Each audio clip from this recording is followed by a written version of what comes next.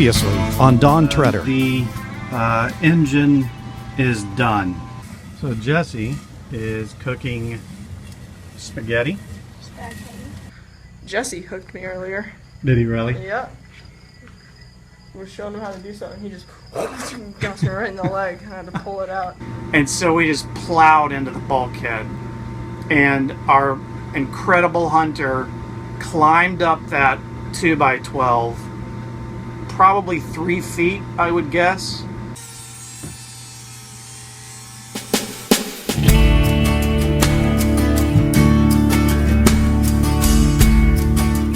Okay, so to pick up from where we last left off in the last episode, which has been quite a while since we posted that episode, let me kind of catch you up with what has gone on to this point.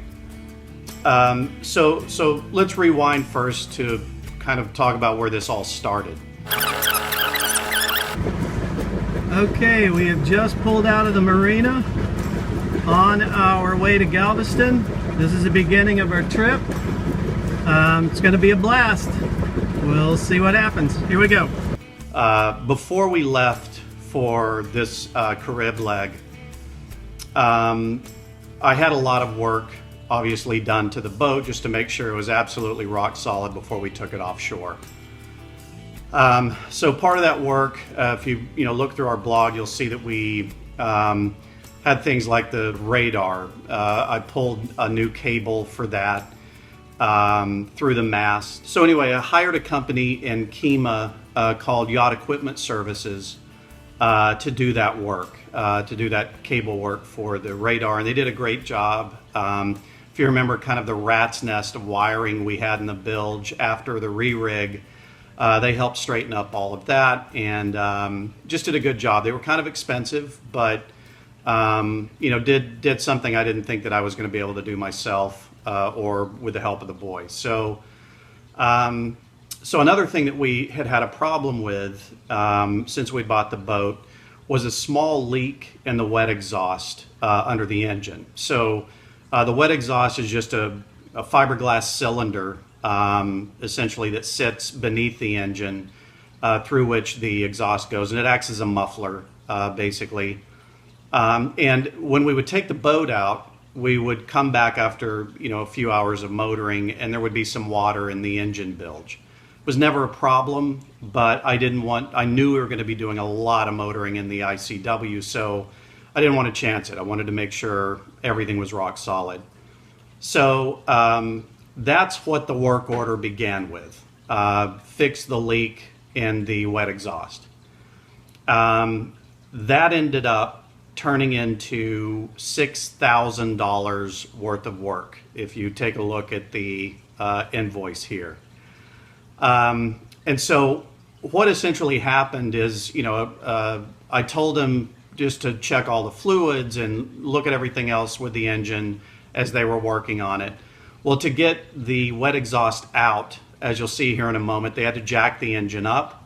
While that was done, they recommended new motor mounts and then found that we should have new brackets and so on and so forth. So the work just expanded on top of me asking them to change out filters and replace the Raycor and do some other things just to make sure everything was great.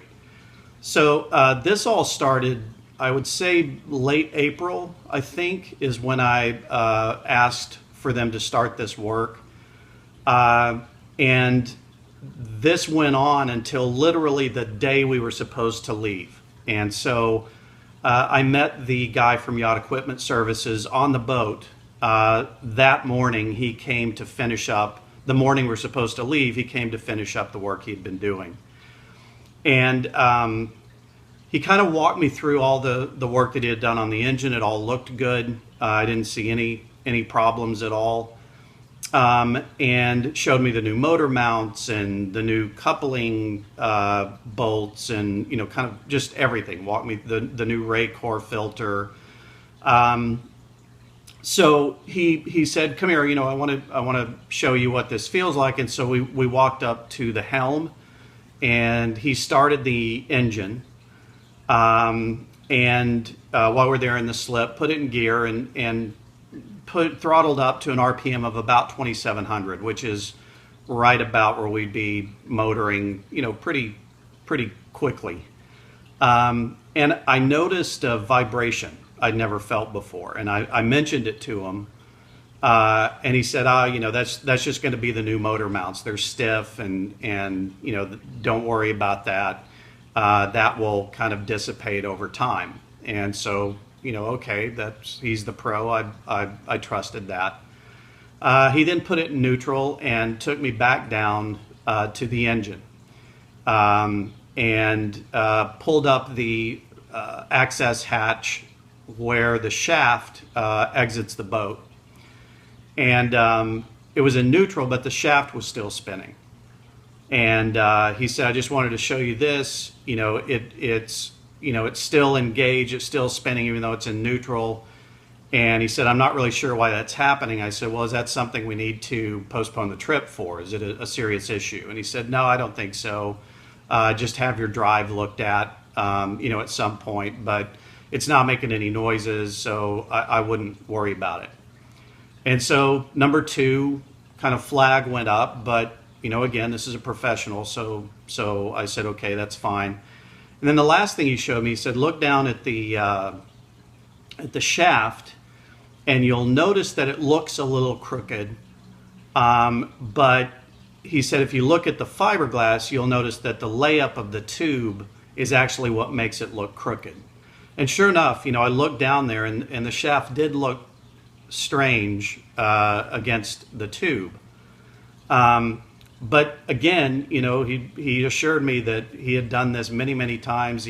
Alignment was his specialty. He knew what he was doing, so not to worry. I'm a worrier. With 3 flags going up, I probably should have pushed the issue harder. But again, I was assured that everything's okay. So by that time, it was pretty late in the day, probably around 3 o'clock, and I didn't want to do the 4-hour run up to Galveston, with not enough daylight. So we decided to spend the night, and where we picked up in the Carib leg 1 was the following morning of us leaving. So that's what happened, and that brings us up to the point of the engine and it breaking and us trying to get this resolved. I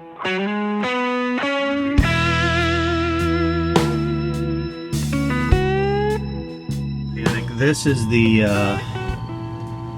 new coupling work and alignment work that Yacht Equipment Services did after they installed all the new motor mounts and brackets that you see here. What Yacht Equipment Services did is to fix the wet exhaust right here, which was leaking. They jacked the whole engine up into the compartment here, and then pulled this out, took it in, and basically just patched the fiberglass exterior to fix that. While the engine was up, they recommended changing the engine mounts. So it's the opinion of the local guy that the shaft is not only that the engine's too far back, that it's creating a lot of forward pressure, and that pressure and force is being transferred into the I think it's called the damping plate in the flywheel here, and then that makes sense because when the guy at Yacht Equipment Services showed me his work, even in neutral, the shaft was still spinning, and so obviously it was, there was some force even in neutral, keeping this shaft spinning. So what the local diesel mechanic thinks happened is with this force moving here,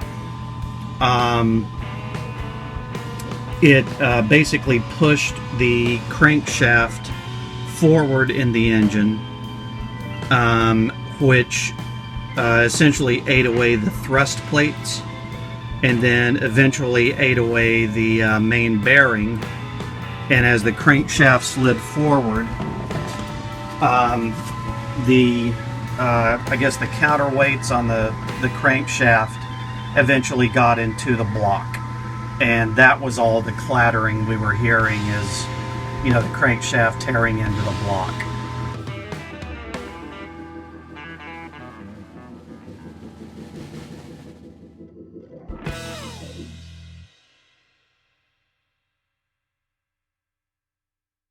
When the yacht equipment services guy was here, he pulled the valve cover. None of the valves have dropped. You know, again, oil was clean. There's no oil or coolant or anything else in the bilge. Pan looks to be fine. There was no overheating, no signs of overheating. So there's really no other explanation that we can find of why this engine would break its crankshaft like that.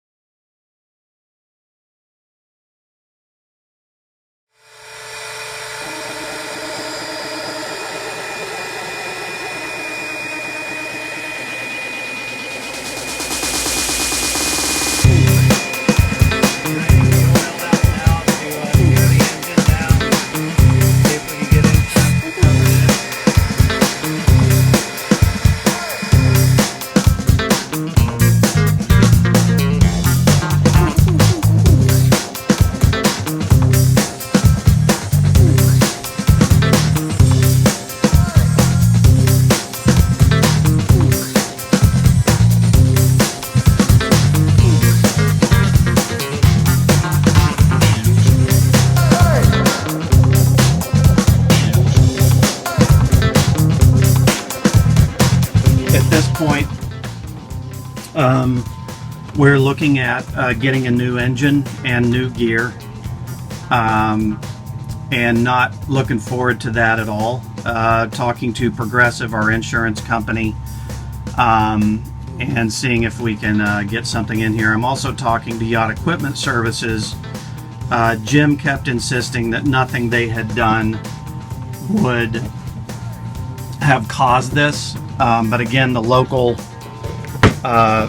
mechanic disagrees with that, says this is exactly what happened.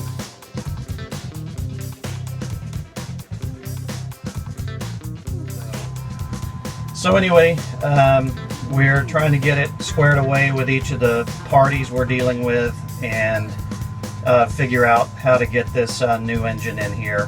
Once we do, we're going to bring in a forklift, and I'll disassemble all this cabinetry here, so that we can slide the motor forward and then pull it up through the hatch and get us a new motor in. So that's the plan right now. We've got some work ahead of us, but we're comfortable in a nice marina, great people, so we'll be fine. Alright, I'm pulling apart the cabinetry here. Just removed the mirror in the aft cabin. Trying to get this cabinetry out, and to make way for the motor to come out and up. So just removed all the screws on this side. You can see where they were. This is the aft head. Removed all of those and took the trim off. So now just trying to find all the screws that holds everything together. So I've pulled all the cabinetry over the engine, getting ready to pull the engine out. and get a determination from Progressive Insurance. But, you know, again, you can see here, if you look at that motor mount right here and look at the forward to aft alignment, even with the rail, you know, this forward mount is pushed over about 1/4 of an inch there at the forward bolt. Back bolt is pinned, and then this mount is the opposite. So you can see here this corner is to port, and the pinned corner back here is about another 1/4 inch back to starboard. So basically we just got twist at every single one of these. Feel any in-play on the shaft at all.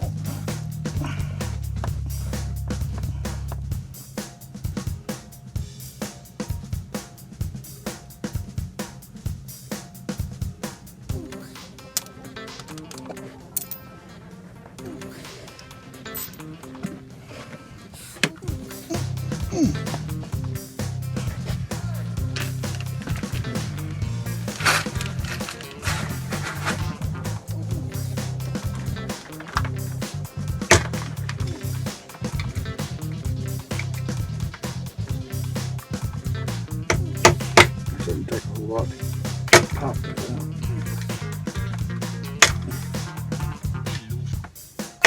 Unless, like you say, it's just pressed back so Shove far. some forward back Yeah. into it. Okay, starboard front engine mount bolt is pretty loose. Same thing on that side. Yeah, it's moving.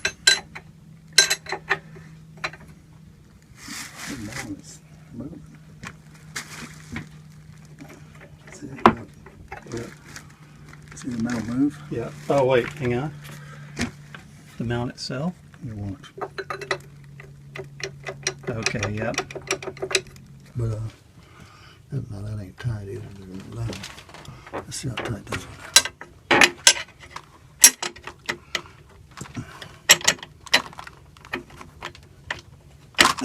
Ain't really tight. But it was tightened down further Right. than any of the other ones. Well, some of them, they're not all going to be the same. Yeah. But it looks to me like it's sitting like that. Okay. You know Yeah. what I'm saying? Yeah. Instead of being straight and parallel. And Gotcha. All right. So David is measuring using a digital protractor to measure the engine. what was we at on the block earlier? 78 point something. Yeah, see, now we're at 89 tops. Okay. 89.9. Um, If you look at it on the side, you get a little better. the coupling drops quite a bit. When it's just hanging free. Okay.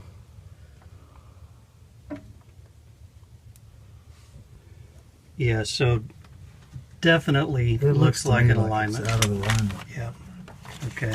You can bring it up and make it align, but I'm thinking that the shaft's floating right now. That's how the shaft needs to be, right there. Right where it is. Right, exactly. Okay.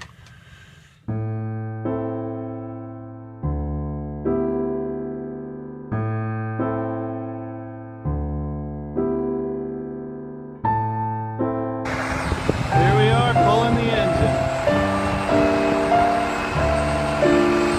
This bad boy is $1,000 a day.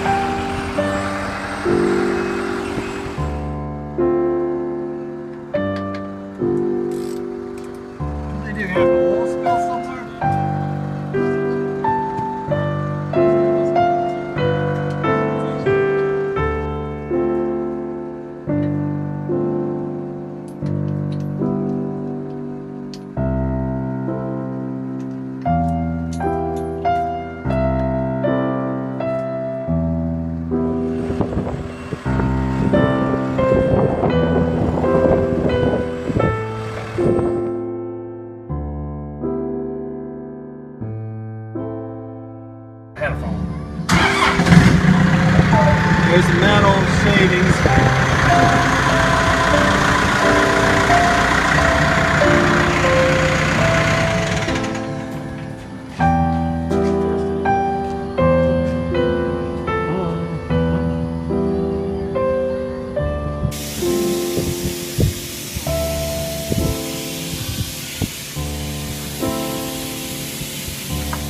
Let me see that main.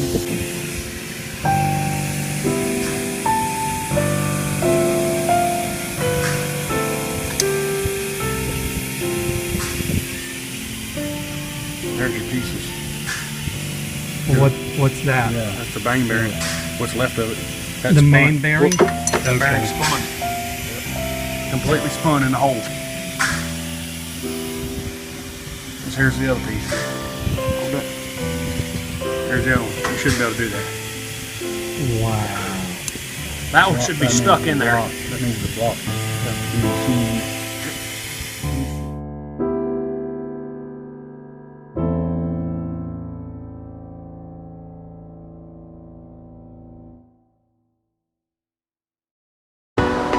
Here we are at Port Arthur Sea Rim State Park. The boys and Pepper are out playing in the water, having a blast.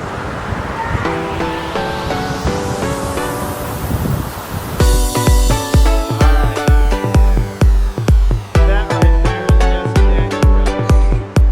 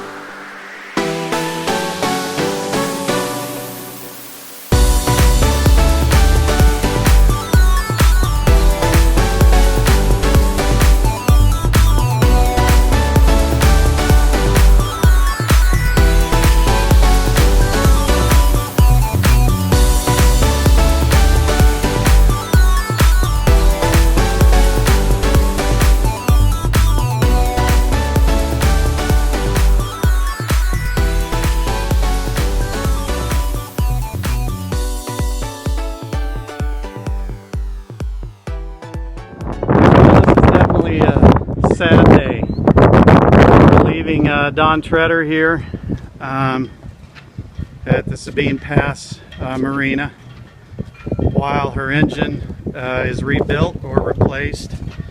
So we'll be working on that. So yeah, definitely a bummer to leave her here, but we've got no choice. So taking the boys back to Austin, and then we'll try to get the engine replaced and get her moved to Florida. So more on that soon. Bummer.